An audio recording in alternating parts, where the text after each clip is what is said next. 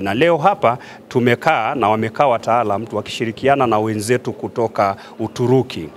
Na moja ya kazi inayofanyika hapa ni kwamba ni kuongezea ubora wa kazi kubwa ambayo tayari rais wetu ameshaifanya. Rais wetu amefanya kazi kubwa sana kwenye eneo la ujenzi, kwa maana ya kuweka miundombinu kwenye huduma za afya, lakini kwenye huduma za dharura, lakini amefanya kazi kubwa sana kwenye kuwekeza teknolojia kwenye eneo la afya kwa ujumla, lakini pia kwenye eneo specifically la dharura. Na leo wako wataalamu hapa ambao wanatokea eneo pekee lile la dharura, kwa sababu tumekuwa na facility nzuri kuanzia taifani mpaka tunafika kwenye vituo vyetu kule chini wilayani. Lakini imegundulika pamoja na uwekezaji mzuri sana ambao rais wetu ameuwekeza kwenye teknolojia, lakini kwenye miundombinu kuna maeneo ya nchi ambayo bado elimu ile haijafika vizuri, kwa sababu teknolojia ni jambo moja, miundombinu ni jambo lingine, lakini uelewa wa wataalam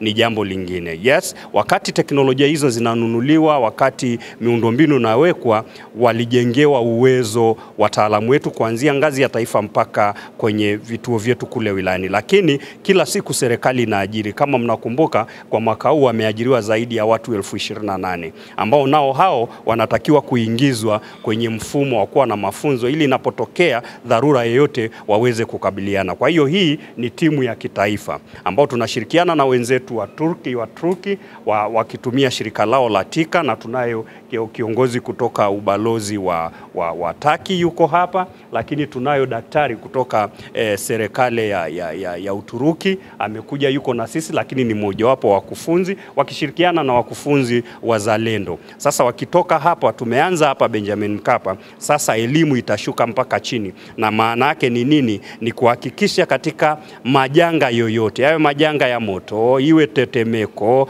iwe ni majanga ya ajali ya magari, iwe janga kama la Hanang, majanga yote hayo kuhakikisha hakuna Mtanzania ambaye anaweza kuokolewa na akapoteza maisha yake kwa sababu ya uzembe. Na hii hapa kilichofanyika leo na huo uwekezaji ambao ameufanya rais wetu kwenye sekta ya afya, lakini pia kwenye sekta ya huduma za dharura, ndio siri kubwa ya mafanikio yetu kwenye janga la Hanang. Na unaona hata wale wenzetu wa mjomba, wapinzani wa siasa, wenyewe walipokuja wakaona jinsi rais wetu timu yake ilivyofanya kazi kwenye janga la Hanang, wao wenyewe walikosa cha kusema, walipongeza. Na ndio haya wakiangalia, inabidi wakimbie mechi, waweke mpira kwa pani, wakimbie mapema hata kabla ya kufika uwanjani. Kwa hiyo hili ni lazima lifike kwa Watanzania na kwa wadau wote kwamba upinzani Tanzania hawakimbii kwa sababu mazingira ni mabaya. Wanakimbia kwa sababu tayari calculations zimepigwa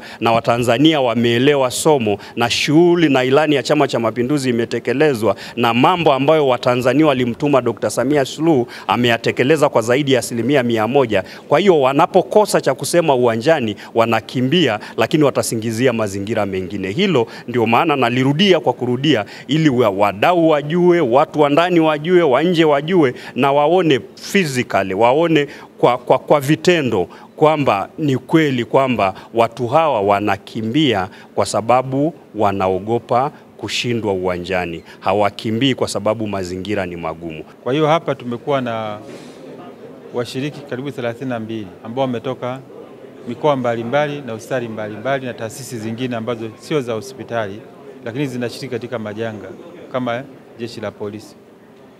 Mafunzo haya tunategemea kwamba yataenda kuboresha jinsi gani tunaweza respondi haraka kwenye matukio au majanga au ajali inapotokea na kuweza kuokoa maisha ya wananchi.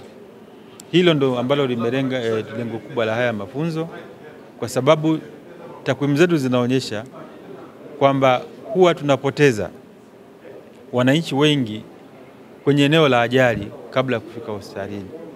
Kwa hiyo tukaona kwamba ni vizuri kwa kushirikiana na wadau wenzetu na kwa kushirikiana na shirika hili la Waturuki TIKA tuweze kujengea uwezo wataalamu wa afya na ambao sio wa afya, ili linapotokea janga lolote au ajali ya barabara tuweze kufika haraka, lakini sio kufika tu, tuweze kuhakikisha mwananchi anaokolewa kwa haraka na kukimbizwa hospitalini akiwa ameshakuwa stable, yani hayuko katika hali hatarishi ya kupoteza maisha yake.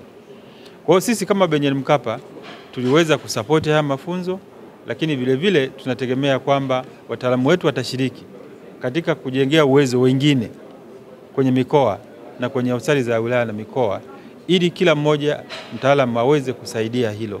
Lengo la mafunzo haya ni kuwafundisha wataalamu wetu wa afya, lakini kama mnavyojua kwenye majanga sio tu wataalamu wa afya wanaohusika.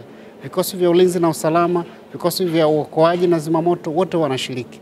Kwa mafunzo yetu haya yalikuwa jumuisho wa vikosi vyote ambavyo vinashiriki kwenye maafya vimepata mafunzo, na hii ni lengo moja tu, lakini katika jitihada za serikali mafunzo haya tunataraji kuendelea katika mikoa yote, wilaya zote kuwa na utayari wa namna hii.